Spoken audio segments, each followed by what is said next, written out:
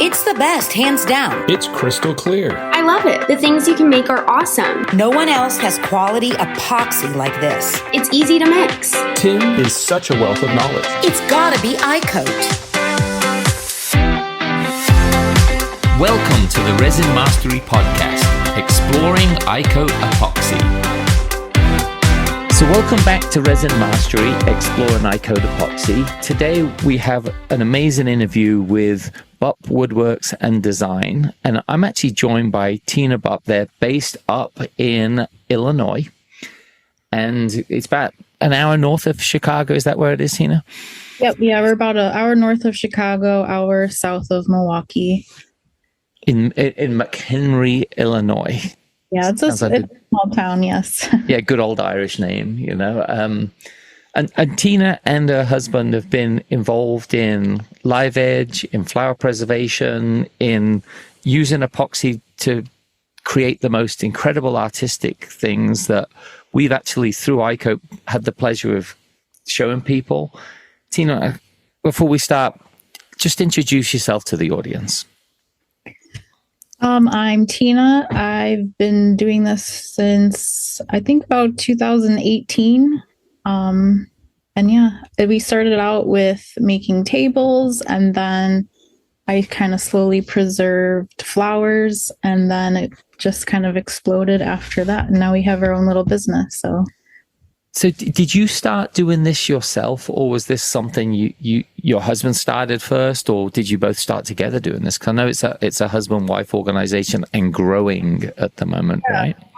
He's always been into like building, construction. He used to build cabinets, but he was very intrigued by making the river tables. Yeah, that was probably in like 2018 is when we made our first one. And I helped with the resin part because he wasn't doing it correctly. So I'm like, I'll help you out. And so we made a few tables, and I then realized there's tons of different types of resin. There's the deep pour, there's art resin, there's casting. And so I kind of experimented with different ones. And then I did a lot of like ocean art type stuff, and then kind of played around with flowers from my garden. So I really liked the resin part of it, and he did more of like the woodworking part. So yeah, it started out with tables and just kind of branched out from there. To this day, and I've been involved with iCoat going back to 2013 when Tim and I first met. But the crazy part is, since I've been introduced to live edge, the river tables, and all the preservation work, especially with the tables, I've never met, honestly, one person who I've ever shown one of these tables to, whether it's a pic or a live table, that hasn't been absolutely blown away by it. Oh, awesome. Yeah, and it's almost something that's even freakier, which is so many of them say, I've never seen those before.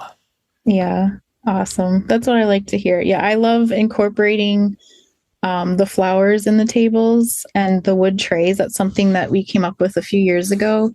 He's like, we're making these tables. Why don't you just throw some of your flowers in there? It'd look cool with the wood. And then we made sample pieces, and then people have been like begging for them ever since. So it's probably definitely one of my favorite things to make, because it's a unique item that we offer, and it's something we can both work on together. I do the flowers and resin, and then it goes to him. He has to sand and polish it for hours in the garage. So yeah, I definitely like making those. And we have people from all over the country sending flowers to us to make the tables and trays. So, well, we are a happy hour family, which means maybe too many nights a week, right? We do happy hour. And there's always a charcuterie board of cheeses and meats, and sometimes big, sometimes small. Especially Friday, we get quite a few people together, wine, cheese, beer. And it's just a great communing. Having one of those boards that's designed is the talk of anyone who's new, that's all they talk about. That's awesome. Yeah, it's definitely a conversation piece, Oh, it is. And especially if you add in memory pieces in there, right? Which could be your kids. It could be wedding flowers. It could be, whatever it is, memorial for somebody. it adds that extra element of customization, art, and it just is a conversation piece, absolutely to the max. So tell us a little about some of the favorite things you have to make. I know you just mentioned a minute ago you love making tables. I've seen, and you sent us pictures maybe a few years ago, some amazing they were like ocean coasters. Do you still make a lot of those? And is there anything else that's like top of the list to be made? Those actually started out as memorial pieces. My neighbor came up with the idea. She had ashes from her husband, and she wanted like an ocean, like ring dish, I guess, like jewelry dish. And so we mixed the ashes and the sand and made like a little ocean scene. And that became really popular a few years ago. I don't make them so much anymore. I don't really do the ocean art just because I don't have room to make so many different things. But yeah, it's fun to make, but it's also sad because you're working with people's ashes, but they definitely appreciate that piece of art. You know, people came back to me very grateful that I made that for them. So my wife has had a picture of her father up for nearly 2 years now from his passing. I imagine when you make a memorial piece, which incorporates pictures of loved ones who've passed away, flowers, and something beautiful that they can display on a mantelpiece or keep somewhere, that's probably such a touching piece that is forever talked about. Do you do a lot of those memorial pieces as well as obviously wedding flower preservation? Yeah, I actually started out doing memorials first, just like locally with people, because I was just, I was posting stuff I made as a hobby on the side I was selling on Etsy. And people saw what I made and they're like, hey, someone passed, can you preserve this rose for me or whatever? So I started making that. Yeah, it's very sentimental. And sometimes it's hard to work with. I don't like when they like tell me the stories of what happened too, because sometimes it's, very tragic stories. But yeah, we do quite a few memorials. Right now it's been mostly weddings, but we still get, several memorials a month probably for people. Right. You've actually got a pretty impressive social media following as well. And you cover a lot of bases with that. And you mentioned Etsy. It's interesting because whenever something becomes popular in the States, you know how it's actually crossed that chasm of success when it's copied a million times by the Chinese or the Filipinos or whoever in Asia can put together a factory of thousands of people just making things. Yeah. And you get a lot of those items that flood the US market. One thing I always worry about, and Tim's the expert in this, I'm not, but he knows it inside out. And I always asked him, would you use one of those charcuterie boards? And he was like, maybe not. He said, because you don't know, they don't adhere to LEED platinum standards like we do. And a lot of American epoxies do. So, and especially there's a big movement in the States at the moment about plastic leaching into people's bodies. Even I saw an article the other day on chewing gum. Oh, wow. That it's actually got microplastics in it. So people who chew a lot of chewing gum, it's like, wow. And it always worries me about, is epoxy food grade and food safe? And only certain ones actually are. And those others will come in with a warning, but the finished pieces don't, which is kind of disturbing. So I think for people listening who are buying them, going to people like, Bupp Woodworks and Design is probably a better place to get something that you're going to use as a charcuterie board, something you're going to put food on, rather than, just buying something like off Etsy. So, and yeah, that's definitely why I stuck with iCoat, was because they were food safe and American made, and I could follow their standards, because you have no idea how many companies from China and other countries were sending me low grade resin. And I'm like, I'm not even touching this. So So yes, it's very, always get, a food grade, safe, non-toxic if you're going to put food on it. Yeah, well, absolutely. And especially if you're working with it within a closed room, and you probably want a closed room, because if you're not, you're going to get flies and gnats and dust. And therefore you don't want it to have a lot of odor as well, because you've got to be in there all day. And if you're not wearing a respirator the whole time, you at least want to know that it's not having any harmful effects on you. So you said you started this in 2018. When did you get introduced to Tim? I'm trying to remember. It was probably like 2019. I know it was right before the pandemic, because I was posting in resin groups, just showing people what I was making. And at that time, I was kind of like helping people out, because there weren't a lot of people who knew what they were doing, and there weren't a lot of people to help them. And it was just a hobby at that time. But I was posting in a group, and then Tim reached out. And he's like, hey, I see you're doing flowers. I came up with a new resin for casting if you want to try it out. And then he sent me some samples of that and the art resin, because I was making the ocean art type stuff. So yeah, we went through one of the groups, and then I might have been one of like his first affiliates too. And, I was trying out all his new products and kind of giving him feedback with that. So yeah, and thank you for that as well. I know he's very protective of not making everybody an affiliate, because obviously the goal of an affiliate is to turn people onto it. And I actually did notice, because I was searching for a note from you earlier, and I saw your name come up in a bunch of different CRM emails, and they were affiliates who said you'd referred them. So thank you for that as well. Yes. So when did this, you say you started this as a hobby, when did it go from a hobby to being, wow, we can actually pay our bills doing this? Oh my gosh, that was so stressful. Oh, I bet. So yeah, it was definitely a hobby. My husband was working full time, building cabinets or doing electric. I had a part-time job and 2 kids at home. So yeah, it was just a hobby at first.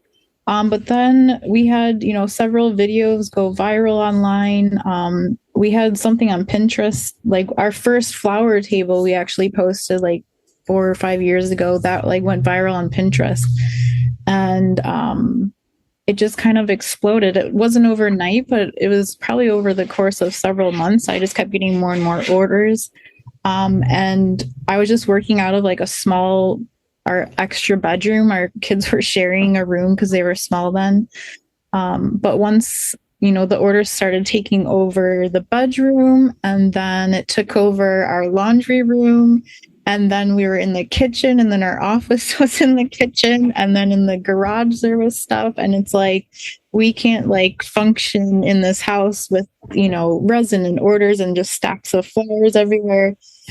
So eventually we're like, we need to, buy a building to work out of. And it's a lot nicer, because then we have a lobby where we can meet with customers, and they're not like meeting you randomly in your driveway. Right. It's definitely a way better flow here, but it was definitely hard transitioning to full time. It actually kind of worked out during the pandemic, because the job I was at was closing. So that's why I'm like, I guess we're just gonna go in this kind of full force. And then I became so busy. I told my husband, I'm like, we either need to hire like an assistant and daycare, or you quit your job and you work for me. So he ended up doing that and working for me. So he's, he helps me with some like admin work. He does packaging and shipping, and then he does all the woodworking. He'll help like sand and polish, any blemishes and stuff like that.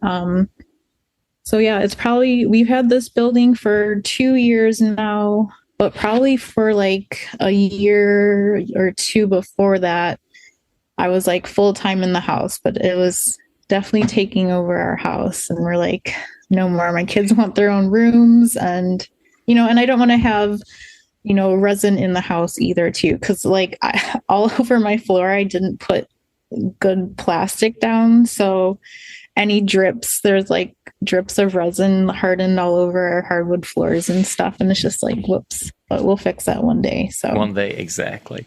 Well, it's an amazing journey when you see people build businesses, and it's an amazing act of bravery, because I always will meet people, maybe through our church or just in casual conversation, who talk about people with successful businesses as if they just fell into it.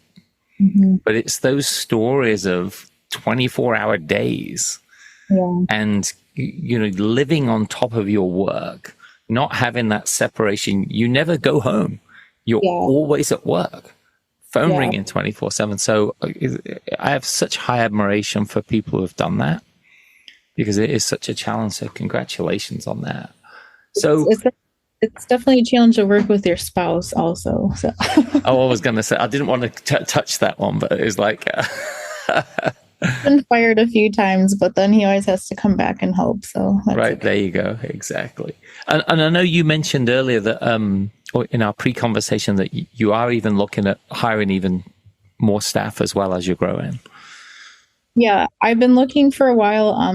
Basically someone to like photograph my items, do the social media part of it, because as soon as I'm done, working at the shop, then I have to go home, take product photos, edit them, try and create content, and it's just exhausting. I'm so burnt out from it because I've been doing it for years. Even at my previous job, I did the social media for that too.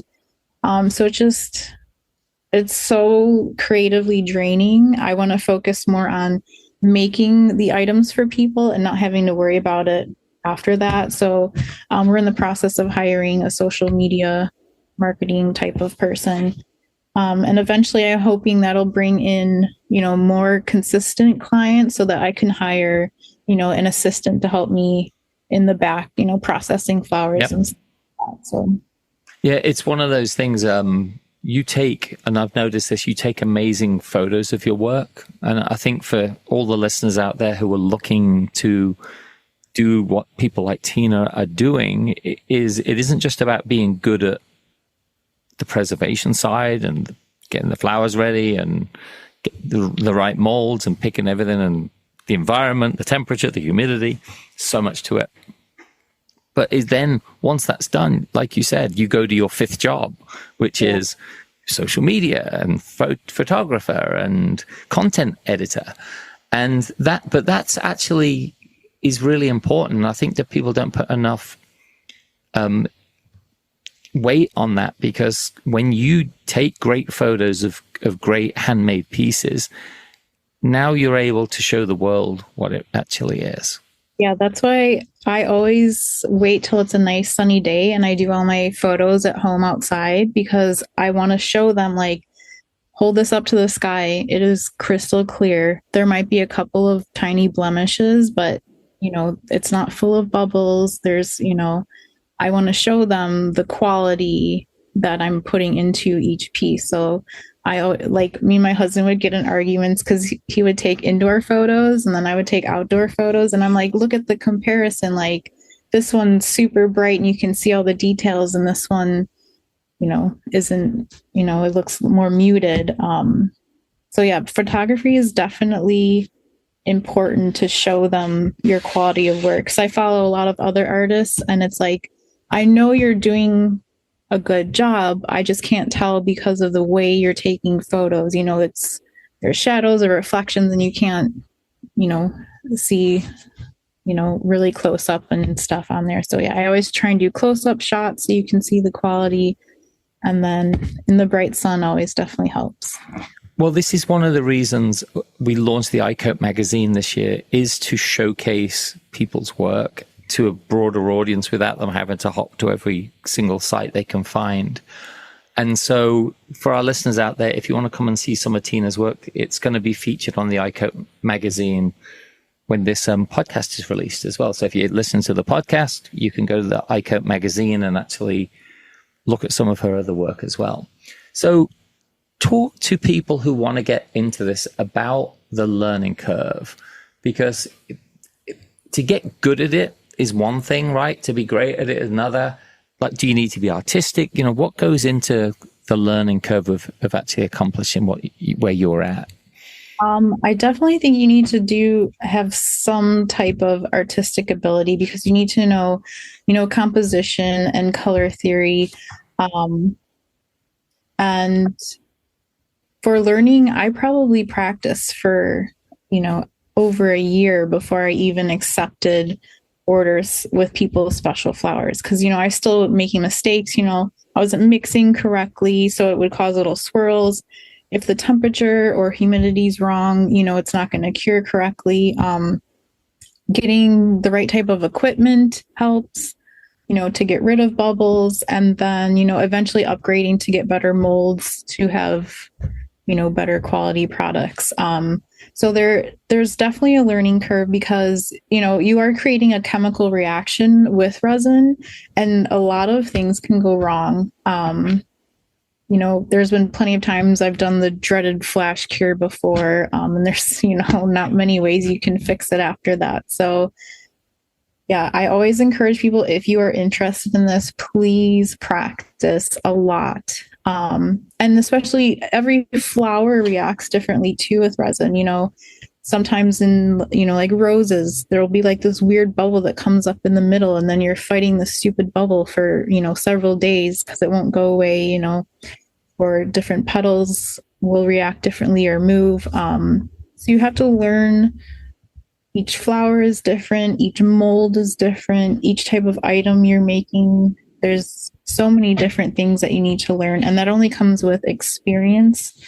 But yeah, I have a whole box of bad things I made in the beginning that I just laugh at. But that's how you learn. And it's definitely something that you can only learn hands-on. You can't just watch a video and be like, oh, I know how to do it now. And there's so many people online like, oh, well, I watched YouTube videos, so I'm going to do my own wedding bouquet now. I'm like, well, have you practiced at all? And they're getting cheap stuff from, hobby stores. And it's like, no, please don't do that. Like, I don't want you to ruin your flowers. So yeah, definitely please practice a lot. And it's the more you do, the more you're going to learn with it, because I still make tiny mistakes, but I at least know how to fix them. So yeah, it's definitely something that you need to practice with a lot. And like I said before, there's different types of resins too. And some people are using the incorrect resins. Some people are using like the deep pour on the flowers and then they're burning them. So yeah, lots of little layers. Have patience. Yeah, we mentioned earlier when we were chatting about how it isn't a paint by numbers situation. It's practice and learn the nuances. Yeah, yes, definitely. And I think with all the interviews I've done with all the professionals who do this for a living, it's all the little things. And it isn't even just making sure you have a vacuum chamber or making sure you have the right heat gun or any of those tools. The tools help, but it's about understanding the process, understanding those nuances, and I've experienced this going wrong in the past and I know how to fix it this time. Yeah. And people ask me all the time, like, well, how do you know how to fix this? I'm like, because I've tried multiple ways, and this is, it only comes with actually doing a hands-on working on it. So. Right. So let's say someone wants to contact you about doing their wedding bouquet or a memorial. Talk to us through the process of engaging with a client. How do you like to work with your clients, regardless of what you're making? So all of our process is through our website. They can check out our pricing and our portfolio and kind of pick out what they want. For weddings, we always want people to book in advance if possible. I'm a type A planner, so I like to, know how many I'm getting per week. But basically, they go to our website. We have booking forms, whether it's for a wedding or a memorial or other event, and they can book through there. And then, once they pay their deposit, they can either drop off their flowers to us. Since we're in the Chicagoland area, we get probably like half local, and then the half are from all of the other different states. And they can overnight ship them to us. So then, once we get them, we go through the whole drying process. I use several different methods to dry them. And then, we send them a layout for their piece. Then it goes into production through resin. And yeah. So for everyone listening, if you want to go to their website, it's buppwoodworks.com. We will have in the show notes, you'll be able to go in there, see all their social media links to their website. But yeah, especially booking in advance when it comes to a wedding, it can't be last minute. Yeah. I mean, we do take some last minute orders, but like I said, it's just me making everything. So I do try and limit how many I can take. And especially like summer and fall is our busiest time. So there might be some weekends where it's like, I don't even have the space to take on any more orders. I feel bad. I try to not do that ever. But yeah, definitely we encourage booking ahead of time, especially because then you can plan for things. You're not rushing at the last minute, trying to get information, getting your shipping box ready and all of that. I like to plan. So hopefully these people like to plan, but we do get some last minute orders as well too, of people who didn't know about it until afterward. So do you have a pretty regimented order structure when someone engages that I need this by this date and you need to include this, that? Do you really get sort of detailed with them so they can help you get the process definitely going? Once they fill out a form and in our contract, I say, we need flowers within like 4 days after the wedding. It depends on the flower. Sometimes we can take them a few days after that, but 1 to 4 days after your event is when we need the flowers so that they keep, their shape. Otherwise they kind of like start rotting and turning brown and falling apart, and they're a lot harder to work with.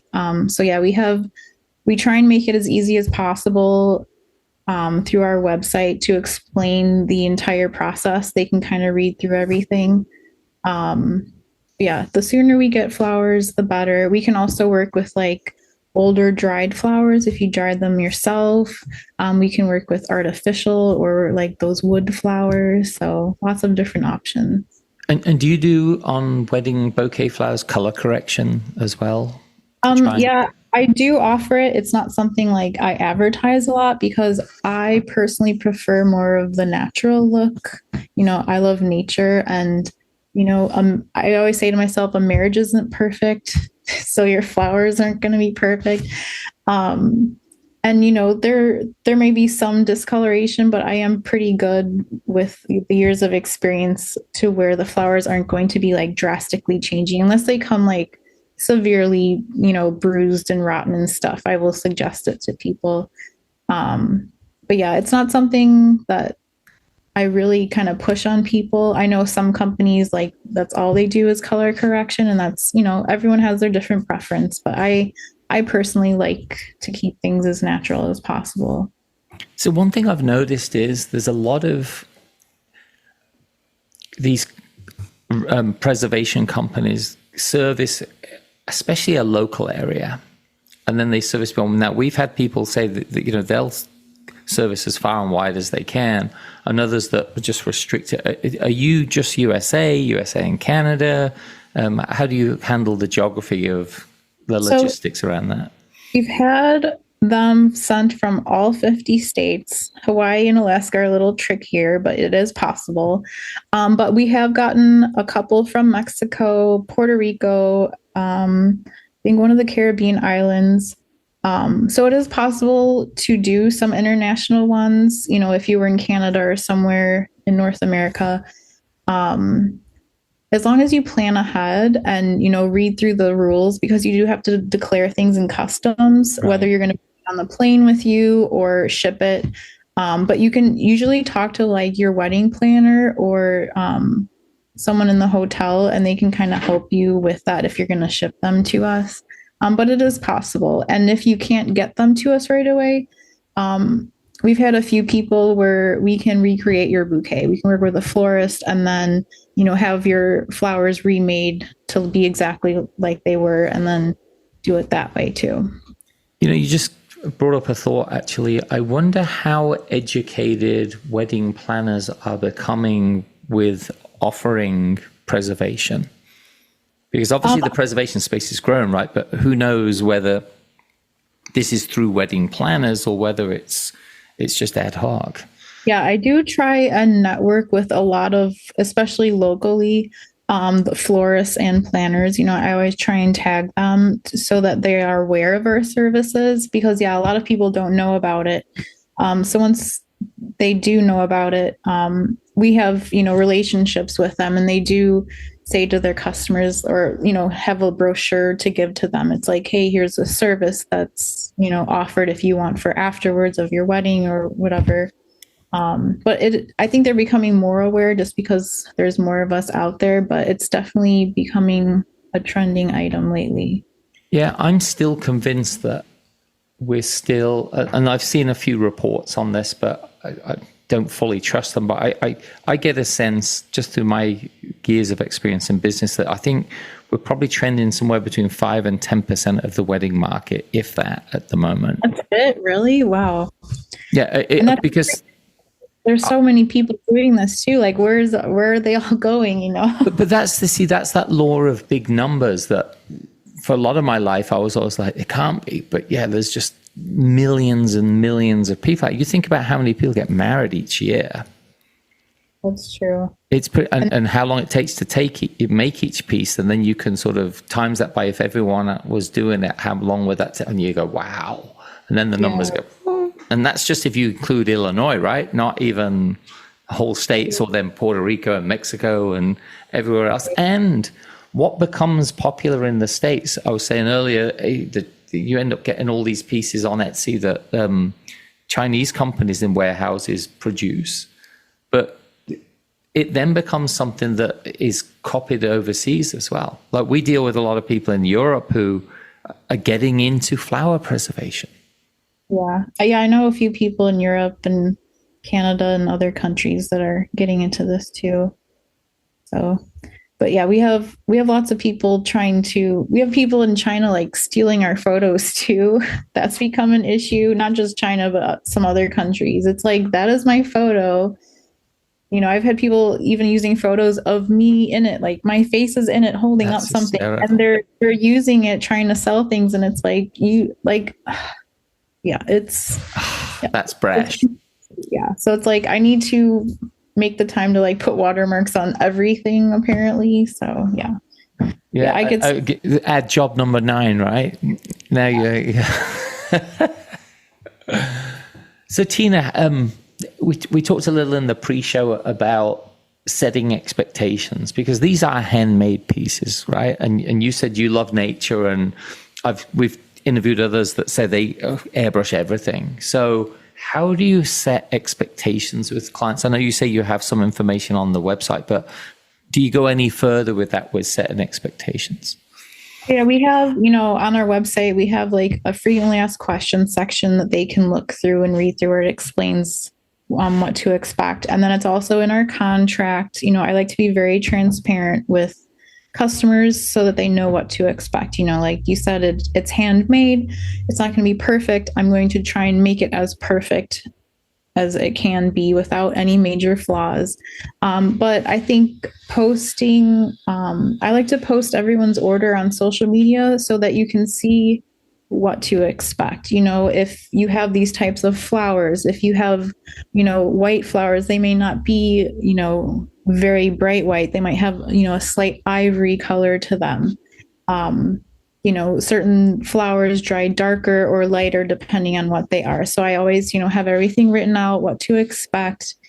So yeah, it's just about communicating with your customer. I try and post a ton of photos on our website, on our social media, so you can zoom in, see the quality, and what to expect. There's going to be maybe little bruising or, color changing, but other than that, it's handmade. So I think we touched on it a little earlier, but safety wise, are you using respirators, goggles, gloves? What do you recommend when you're doing them? And, what typically do you use when you're doing a preservation? Yeah, for safety, I always make sure, I have some ventilation, a few windows open. I always use an apron. I think I still have my apron that Tim sent me from like 5 years ago. that's just coated in resin. Using gloves. I use a respirator. Make sure to change the respirator cartridges because I'm so bad at doing that. And yeah, covering things with plastic so you don't damage your workspace. I always wear, not nice clothes because I've ruined plenty of clothes that way. But yeah, safety is definitely, a factor especially if you're working out of your home like I was before. Make sure you open those windows, get good air, always use a respirator and cover yourself up because it is a chemical reaction. And if you aren't doing it correctly and you do the flash cure, that creates heat and that can cause problems. So you definitely want to be safe with it.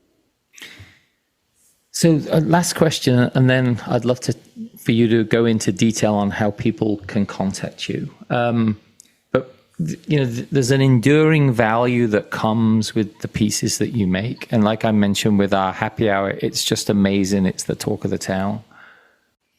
How do you approach pricing with people, and how do you feel that they respond to the cost of a preservation? Because when I first got into this, I was like 5 times, or thought these things were 5 times more expensive than they actually are.